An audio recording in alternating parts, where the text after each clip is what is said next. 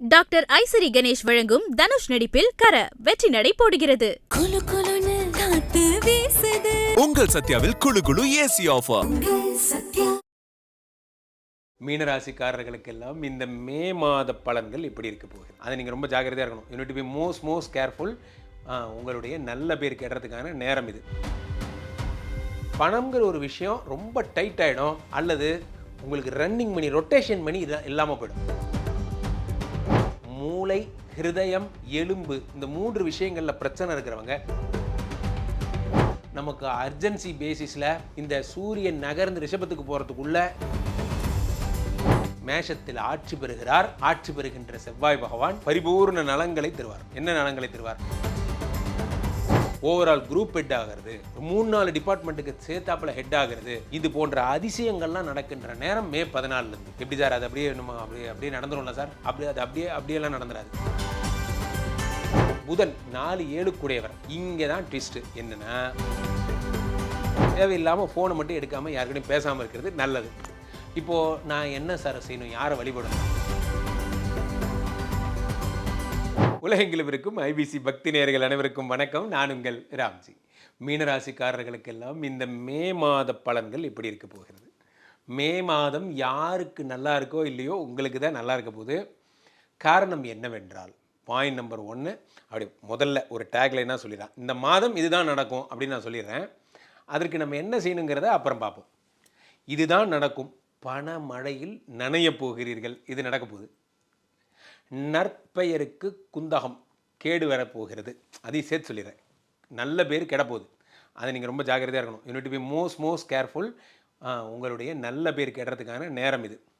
ரொம்ப ஜாக்கிரதையாக இருக்கணும். இது 2 தான். இது ஒன்றா பார்ப்போம் என்னென்ன பண்ணணும் அப்படிங்கிறத விளக்கமாக சொல்கிறேன். இப்போது மீனராசிக்காரர்களுக்கு ராசியிலே புதன் இருந்தார். யார்? அவர் நீச்சமாக இருந்தார். 4-7 கூடையவர். பாதகாதிபதி நீச்சம் பெற்றிருக்கிறார். நீச்சம் பெற்றவர் ஏப்ரல் 23 நகர்ந்து மேஷத்துக்கு போயிட்டார். சந்தோஷம். மேஷத்தில் இப்போ யார் இருக்கா? சூரியன் இருக்கார். இவர் நல்லவரா? கெட்டவர். ஏன் கெட்டவர்? உங்களுக்கு 6 கூடையவர். மீனராசிக்கு ரண ருண ரோக சத்துருக்களை தருபவர் இந்த சூரியன். அவர் 2ஆம் இடத்திலே உச்சம் பெற்று அமர்ந்திருக்கிறார். அப்போ என்ன ஆகும்? 6 கூடையன் உச்சம்னா நிறைய பேருக்கு வேலை கிடைக்கும் மே 14க்குள்ளே. நன்றாக 6ங்கிறதுக்கு 2 விதமான குணங்கள் இருக்குது. 6ங்கிறதுக்கு ஒரு நண்பன் இருக்கான், ரொம்ப சுகங்களை, நமக்கு நிறைய நன்மைகளை செய்வோன்னு அதே நண்பன் தான்.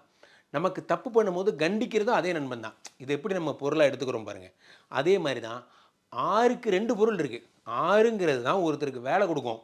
ஆனால் அந்த 6ங்கிறது தான் வியாதி, கடன், கஷ்டத்தை உருவாக்கும். இது 2மே அது ஒரே தான். ஒரே வரை பாவகம் தான். அப்போது 6க்குடைய சூரியன் 2ஆம் இடத்திலே உச்சம் பெறும் பொழுது தனம் அப்படின்னா மறந்துடுங்க. என்ன ஆகும்? மே 14 வரைக்கும், சொல்லப்போனால் மே 10 வரைக்கும் தான். அப்படின்னா பணம்ங்கிற ஒரு விஷயம் ரொம்ப டைட் ஆகிடும், அல்லது உங்களுக்கு ரன்னிங் மணி ரொட்டேஷன் மணி இல்லாமல் போயிடும். உங்களுக்கெல்லாம் எல்லாமே இருக்குது சார், கையில் எல்லாமே ரெடியாக இருக்குது, ஆனால் இன்றைக்கி பயன்படுத்த முடியல. எனக்கு ஒரு 5 கோடி ரூபாய்க்கு சொத்து இருக்குது சார், ஒரு இவ்வளோ பெரிய வீடு இருக்குது, பக்கத்து தெருவில் என் தம்பிக்கு வீட்டில் ஃபங்க்ஷன், ஒரு 5000 ரூபா மொய் வைக்க காசு இல்லை, என்கிட்ட காசு, இந்த மாதிரி ஆக்கிடுவார். அதற்காக உங்கள்கிட்ட இல்லைன்னு அர்த்தம் கிடையாது, ரன்னிங் மணி இல்லைன்னு அர்த்தம். இந்த ரன்னிங் மணி அவ்வளோ இம்பார்ட்டண்ட்டு. அந்த ரன்னிங் மணி கட் ஆகிடும். ஸோ அப்போ நீங்கள் என்ன பண்ணணும்? ஒவ்வொரு காசையும் பார்த்து செலவு பண்ணணும்.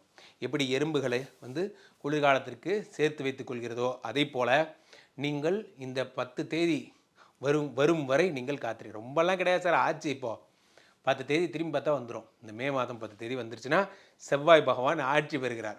அதை விடுங்க. இப்போ சூரியனை முடிச்சிடுறேன். 6 கூடையவன் 2ஆம் இடத்திலே உச்சம் பெறும் பொழுது மூளை, ஹிருதயம், எலும்பு இந்த 3 விஷயங்களில் பிரச்சனை இருக்கிறவங்க தயவு செஞ்சு டாக்டரை போய் பாருங்கள். தயவு செஞ்சு. ஏன்னா சூரியன் உச்சம் அடைவது நல்ல விஷயந்தான். ஆனால் அவன் உங்களுக்கு 6 கூடையவனாக இருந்து உச்சம் பெறுவது கெட்ட விஷயம். அவர் இந்த 3க்கும் அதிபதி. அப்போது மூளையில் ஒரு சிஸ்ட் இருக்குது சார், ஒரு சின்ன ப்ராப்ளம் இருக்குது, நீர்க்கட்டி தான், அப்புறம் பார்த்துக்கலான்னு சொன்னாங்க என்றால் அப்புறம் பார்த்துக்குங்க, இப்போ வேண்டாம். ஸோ இந்த 1 மாதம் ரொம்ப எமர்ஜென்சினா மட்டும் நீங்கள் ட்ரீட்மெண்ட் எடுத்தால் போதும். அல்லது தேவையில்லாமல் கத்தி வைக்கக்கூடாது சொல்லுவாங்க இல்லையா, அதெல்லாம் வேண்டாம். அப்போது ஹிருதயம் சம்மந்தப்பட்ட பைபாஸ் இப்போ வேண்டாம். அப்புறம் அந்த 14 தேதிக்கு சூரியன் நகர்ந்து போயிட்டோம். 6 கூடையின் உச்சமாக இருக்கும் பொழுது நீங்கள் உடலை கஷ்டப்படுத்தாதீர்கள். இது உங்களுக்கு கெட்ட நேரம். ரைட். என்ன சார் எடுத்ததுலேருந்து அவ சொல்லாவே சொன்னீங்கன்னா எப்படி சார்? இப்போ நான் என்ன சார் செய்யணும், உங்களுக்கு நான் நல்ல சொல்கிறேன். ஏன்னா நமக்கு அர்ஜென்சி பேசிஸில் இந்த சூரியன் நகர்ந்து ரிஷபத்துக்கு போகிறதுக்குள்ளே நம்ம அர்ஜெண்ட்டாக நம்ம வந்து இப்போ ஏதாவது பண்ணோம்னா அதன் விளைவுகள் வந்து ரொம்ப பெயின்ஃபுல்லாக இருக்கும், அவ்வளோதான்.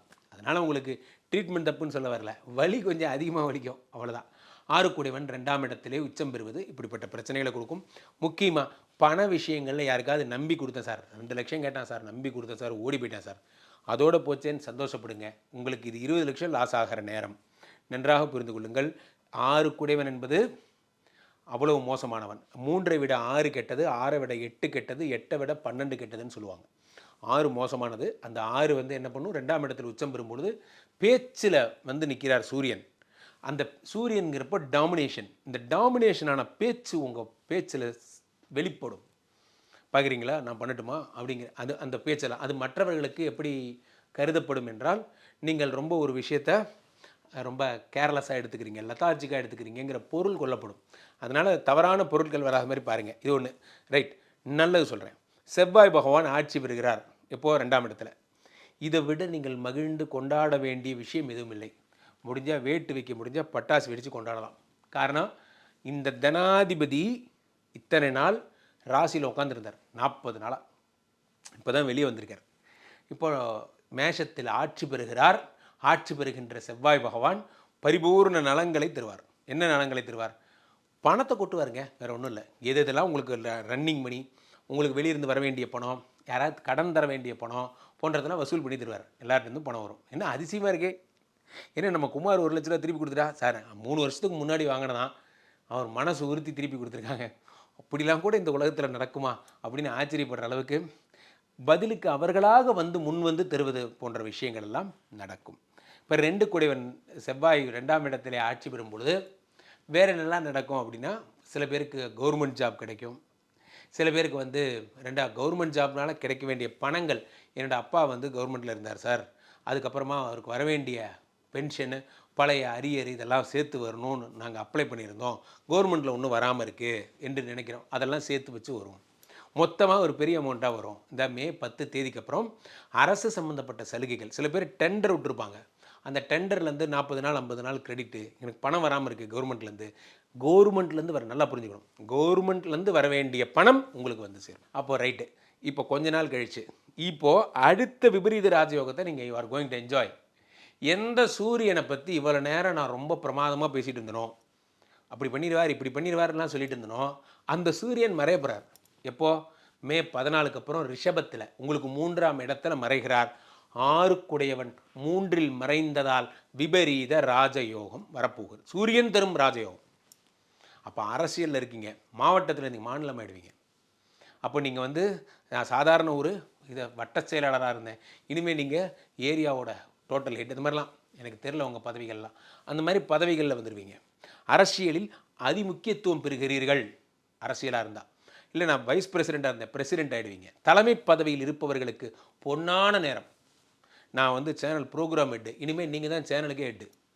அந்த மாதிரி ஓவரால் ஹெட் ஆகிறது, ஓவரால் குரூப் ஹெட் ஆகிறது, ஒரு 3-4 டிபார்ட்மெண்ட்டுக்கு சேர்த்தாப்பில் ஹெட் ஆகிறது, இது போன்ற அதிசயங்கள்லாம் நடக்கின்ற நேரம் மே 14லேருந்து.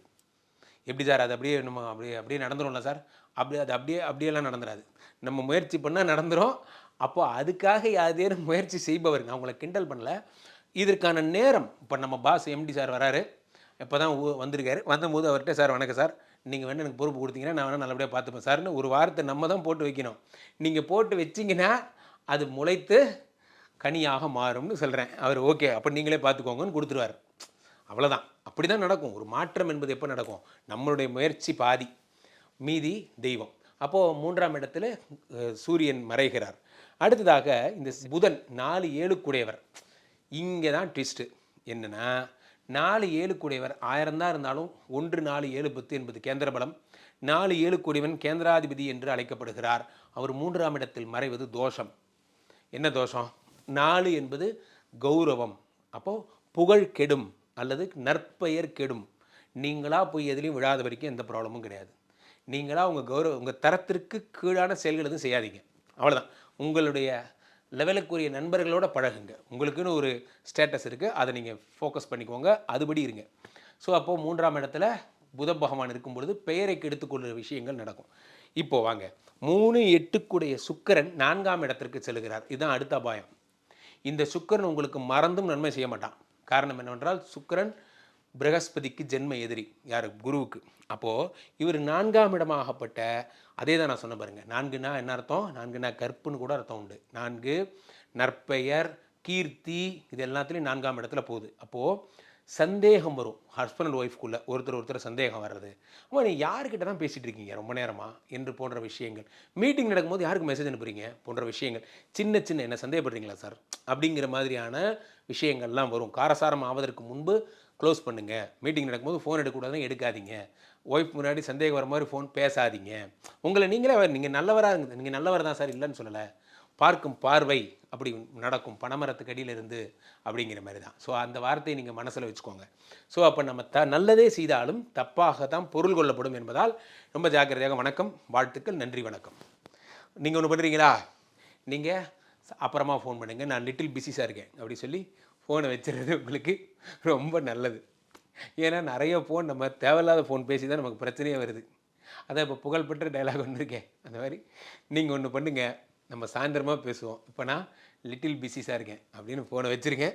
ஸோ 4ஆம் இடத்துல சுக்கிரன் இது மாதிரி பேரை கெடுப்பார், கேர்ஃபுல்லாக இருங்க. அப்போ நல்லதுக்கு நடக்கக்கூடிய விஷயம், பணம் வரும். ஜஸ்ட் என்ஜாய் தி மணி, அவ்வளோதான். ஒர்க் பண்ணுவீங்க, பணம் வரும். ஷேரில் இருக்கிறவங்களுக்கு பணம் வரும். வண்டி ஓட்டுறவங்களுக்கு பணம் வரும். ஒரு வண்டிக்கு 2 வண்டி கிடைக்கும். என்ன? செவ்வாய்னா பூமி லாபம், செவ்வாய்னா வாகன யோகம். எல்லாத்தையும் அள்ளி தருவார் செவ்வாய். முக்கியமாக லேண்டு வாங்குவீங்க, வீடு வாங்குவீங்க. இந்த மாதம் பெரிய விஷயங்கள்லாம் நடக்க போகுது. பெயர் மட்டும் பத்திரமா பார்த்துக்கோங்க, மற்றபடி ஒன்றும் இல்லை. ஸோ 12ஆம் இடத்து ராகு அப்பப்போ வந்துட்டு போவார். பழைய ட்ரால்ஸு, பழைய விஷயங்கள் எல்லாத்தையும் எடுத்து ஏதாவது பேசிகிட்டே இருப்பார். அப்போ either you should or settle, ரெண்டில் ஒரு முடிவுக்கு வாங்க. ஒன்று அந்த பிரச்சனையை முடிச்சு விடுங்க, அல்லது அதை செட்டில் பண்ணுங்கள். ரெண்டில் ஏதோ ஒன்று பண்ணுங்கள்.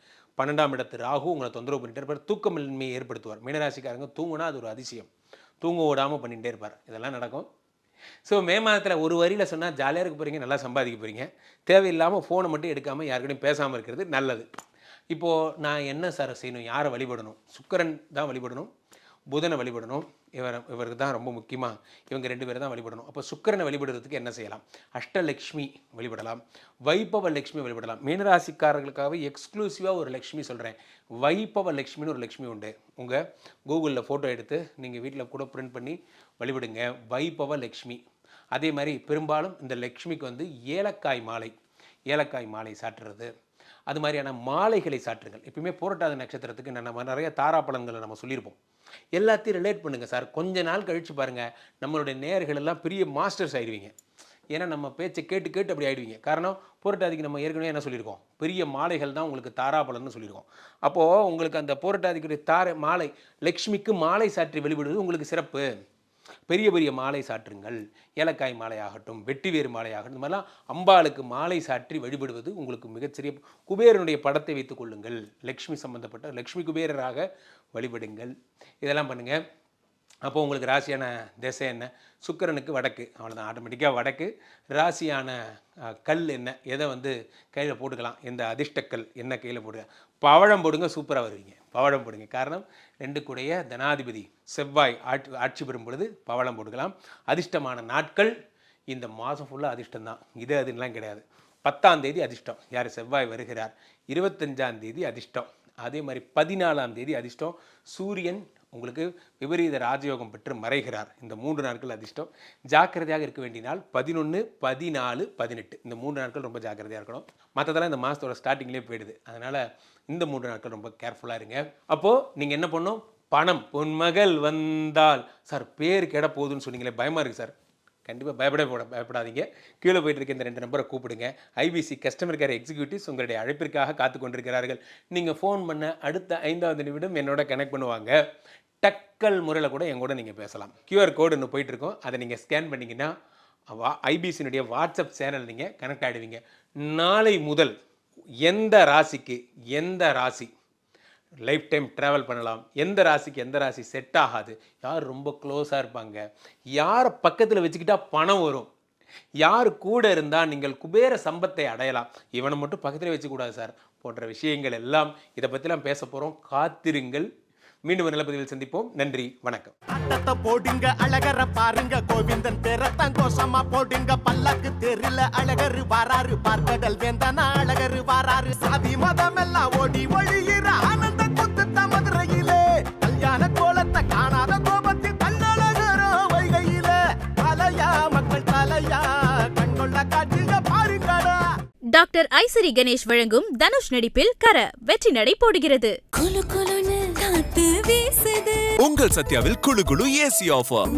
சத்யா.